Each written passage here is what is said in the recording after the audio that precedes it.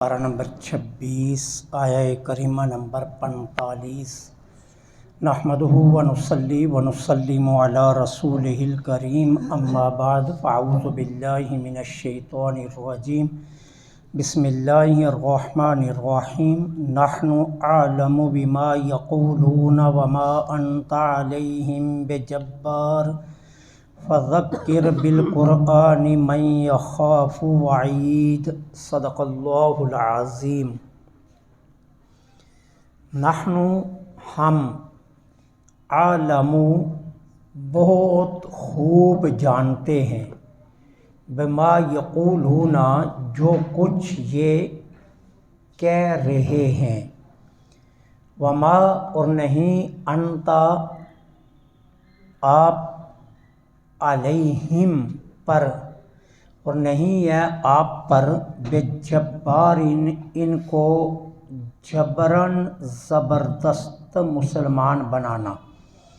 فذکر بالقرآن پس قرآن کے ذریعے نصیحت فرما دیجئے من ان لوگوں کو یخاف وعید جو میری وعید سے ڈرتے ہیں۔ اس آیہ کریمہ کے معنی اور مطالب کی طرف جانے سے پہلے ایک بات اچھی طرح ذہن نشین فرما لیجیے، انسان جس حالت میں مرے گا قیامت کے دن اسی حالت میں اٹھایا جائے گا۔ یہ بات اچھی طرح ذہن نشین فرما لیں۔ اور اس کے لیے آپ کے سامنے چند روایات رکھتا ہوں۔ سیدنا حضرت ابو ہریرہ رضی اللہ تعالی عنہ سے روایت ہے، جانے جانا صلی اللہ علیہ وسلم نے فرمایا، اس اللہ کی قسم جس کے قبضہ قدرت میں میری جان ہے، جو شخص بھی اللہ کے راستے میں زخمی ہوا، جو شخص بھی اللہ کے راستے میں زخمی ہوا، وہ معاشر میں اس حال میں آئے گا کہ اس کے زخموں سے خون بہہ رہا ہوگا اور اس خون کا رنگ سرخ ہوگا اور اس خون کی خوشبو مشک سے بھی زیادہ بہترین ہوگی۔ حضرت انس رضی اللہ تعالیٰ عنہ کی مرویات میں سے یہ روایت ہے، میرے اور آپ کے آقا صلی اللہ علیہ وسلم نے فرمایا، جو شخص نشے کی حالت میں مرا جب قبر سے اٹھے گا، مالک الموت بھی اسے نشے میں نظر آئے گا، نکیرین بھی اسے نشے میں نظر آئیں گے، اور وہ خود بھی حالت نشہ میں ہوگا، اور جہنم کی خندقوں میں سے ایک خندق کے وسط میں یہ ہوگا، اور وہ خندق ساری جہنمیوں کے خون سے بری ہوئی ہوگی اور اس میں خون کا دریا بہہ رہا ہوگا۔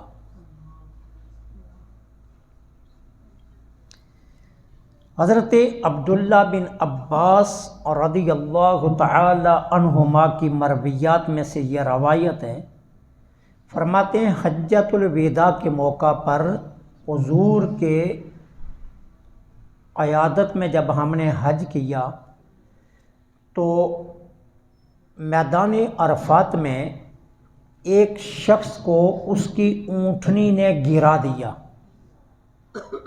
اور وہ مر گیا اونٹنی سے گرنے کی وجہ سے۔ آقا کریم علیہ الصلاۃ والسلام نے فرمایا، اسے غسل دو بیری کے پتوں سے، اسی احرام میں اس کو کفن دو، اسے خوشبو مت لگانا، اسے خوشبو مت لگانا اور اس کا سر مت ڈھانپنا، کیونکہ حالت احرام میں خوشبو لگانا اور سر ڈھانپنا یہ منع ہے۔ میرے آقا نے فرمایا اس کا سر بھی نہ ڈھانپنا اور اس کو خوشبو بھی نہ لگانا، اور یہ کل قیامت کے دن میدان معاشر میں اس طرح آئے گا کہ یہ تلبیہ پڑھتا ہوا حاضر ہوگا، لبیک اللہم لبیک، یہ پڑھتا ہوا یہ اللہ کی بارگاہ میں حاضر ہوگا۔ حضرت عبداللہ بن عمر رضی اللہ تعالی عنہما روایت فرماتے ہیں، جان جانا صلی اللہ علیہ وسلم نے فرمایا، جو شخص مرتے وقت جس نے لا الہ الا اللہ پڑھ لیا اس پر موت کی وحشت نہیں ہوگی، قبر اور حشر میں بھی اس پر کوئی وحشت نہیں ہوگی، اور لا الہ الا اللہ پڑھنے والا ایسے محسوس کرے گا جیسے میں اللہ کا رسول اس کے ساتھ ہوں۔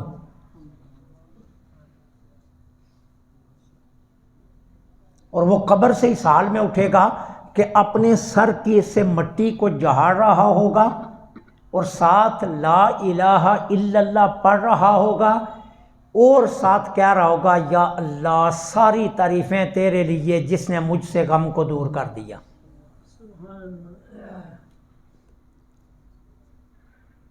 اس لیے حکم ہے کہ جب آپ کسی میت کے پاس موجود ہوں اور کوئی شخص پر حالت نزع طاری ہو جائے، اور حالت نزع کی کیفیت میں ہمارے یہاں دوڑ لگتی ہے، شور برپا ہوتا ہے، 112 کو بلاؤ، 15 کو بلاؤ، رکشہ لے آؤ، اسے اٹھاؤ، اسے بھاگو، اسے لے جاؤ۔ حکم یہ ہے کہ جب کسی کی پیشانی پر آپ آثار موت دیکھیں اور قطرات پسینہ آپ کو نظر آئیں اور اس کے جسم پر آپ دیکھیں کہ پسینہ آ رہا ہے، تو فوراً اس کے پاس کلمہ طیبہ کا ورد شروع کر دیں تاکہ آپ کے پڑھنے سے وہ بھی پڑھ لے۔ اور جو کلمہ طیبہ پڑھتا ہوا مرے گا اس کی شان میں نے آپ کو عرض کر دی کہ حضور فرماتے ہیں وہ ایسے محسوس کرے گا جیسے میں اللہ کا رسول اس کے ساتھ ہوں۔ اچھا، یہ کب نصیب ہوگا؟ جب آپ زندگی میں کلمہ طیبہ کا ورد کثرت سے کریں گے۔ اپنی زندگی کے معمولات میں یہ شامل کر لیجئے کہ کلمہ طیبہ کا ورد کثرت سے کیجئے، کیونکہ انسان کو جس چیز سے محبت ہوتی ہے نا، دیکھیں جن لوگوں نے بنگلے بنائے ہوتے ہیں نا، جب مرنے لگتے ہیں نا تو وہ بڑی آس سے بنگلوں کی طرف دیکھتے ہیں، او ہو یہ سب کچھ اب رہنے لگا، اس میں میرے علاوہ کوئی اور آ کر رہے گا۔ پھر آنکھوں کے سامنے وہ بنگلہ گھومتا ہے، گاڑیاں گھومتی ہیں، وہ بزنس گھومتا ہے، وہ ATM کارڈ نظر آتے ہیں، وہ پھر دولت نظر آتی ہے۔ یہ ایک سچا واقعہ ہے۔ ہمارے ایک نمازی ہیں، وہ کپڑے کا کام کرتے ہیں، ان کے ایک پارٹنر تھے جو ان کے ساتھ بزنس میں ان کے شریک تھے۔ یہ ہمارے اس نمازی نے مجھے خود بتائی، وہ کہتے ہیں ہم دکان پر دونوں بیٹھے ہوئے تھے تو میرے اس ساتھی کو ہارٹ اٹیک ہوا دکان پر۔ ہارٹ اٹیک اتنا شدت کا تھا کہ اس نے سنبھلنے کا موقع نہیں دیا، اور کہتے ہیں وہ مرنے لگا تو میں اس کو کہہ رہا ہوں کلمہ پڑھ، وہ مجھے کہہ رہا نہیں، میری جیب، میری جو ہے نا شلوار کی جیب میں چیک پڑے ہیں نکال لے، فلاں گلے میں چیک پڑے ہیں نکال لے، فلاں تھان کے نیچے چیک پڑے ہیں نکال لے، فلاں جگہ میں نے پیسے رکھے ہیں وہ نکال لے۔ یعنی وہ کہتے ہیں وہ مرتے وقت بھی پیسوں کے چکر اور چیکوں کے چکر میں رہا، کلمہ نہیں پڑھا اس، اور وہیں دکان پر تڑپتا ہوا مر گیا۔ اچھی ہے، خوبصورت بنگلوں میں رہنا بڑا پیارا لگتا ہے، 2 لاکھ کے بیڈ پر سونا بڑا پیارا لگتا ہے، لیکن اللہ کے محبوب چٹائی پر سوئے ہیں۔ حضرت عمر فرماتے ہیں میں گیا تو حضور چٹائی پر آرام فرما تھے، اور چٹائی کے نشانات حضور کی کمر پر چھپے ہوئے تھے۔ میں زاروں قطار رونے لگا، میں نے رو کر عرض کیا اللہ کے رسول کیسر و کسرا موجیں لیں اور شب اسرا کا دولہا چٹائی پر لیٹے؟ تو میرے آقا نے فرمایا عمر اس دنیا سے ہمارا تعلق ہی کیا ہے، یہ تو سرائے ہے، ہم تو یہاں مسافر ہیں، ٹھہرنے تھوڑا ہیں، ہم تو یہاں مسافر ہیں، ٹھہرنے تھوڑا ہیں ہم، کہ یہاں ہم نے کوئی لمبا عرصہ ہزاروں برس رہنا ہے۔ نہیں عمر، مختصر سی زندگی لے کر آئے ہیں، اس مختصر سی زندگی میں اس دنیا کی چیزوں سے ہمارا کیا لینا دینا؟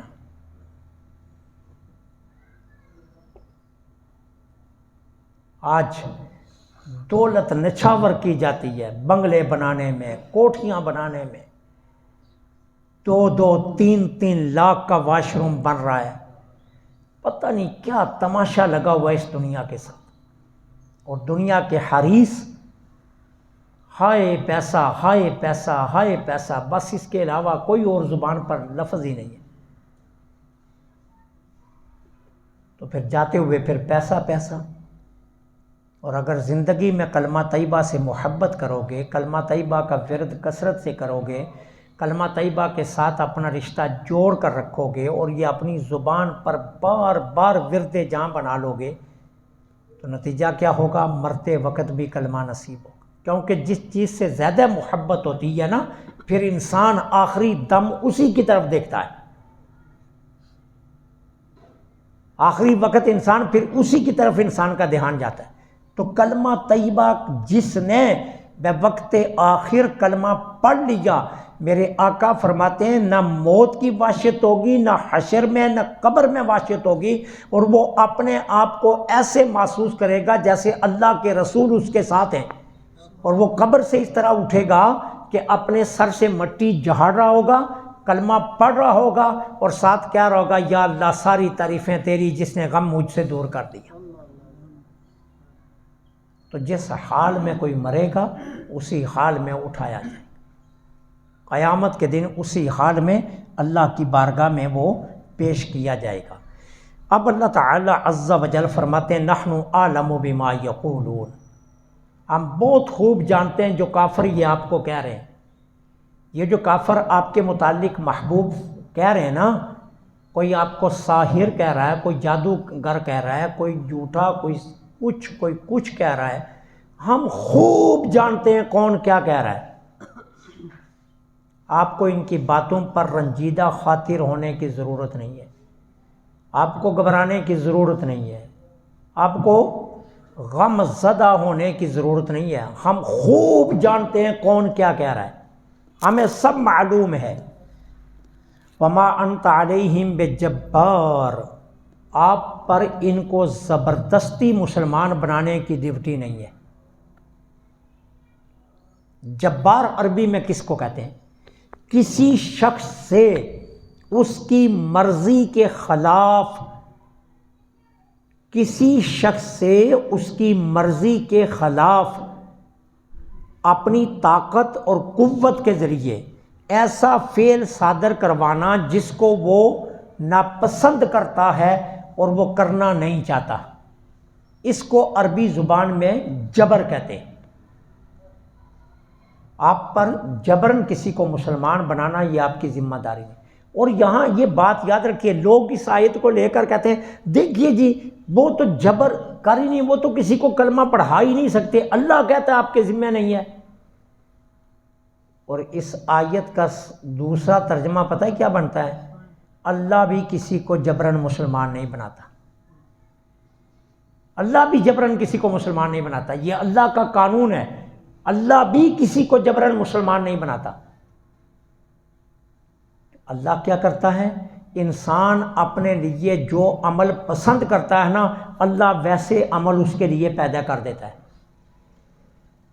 اللہ جبرن کسی کو مسلمان نہیں بناتا۔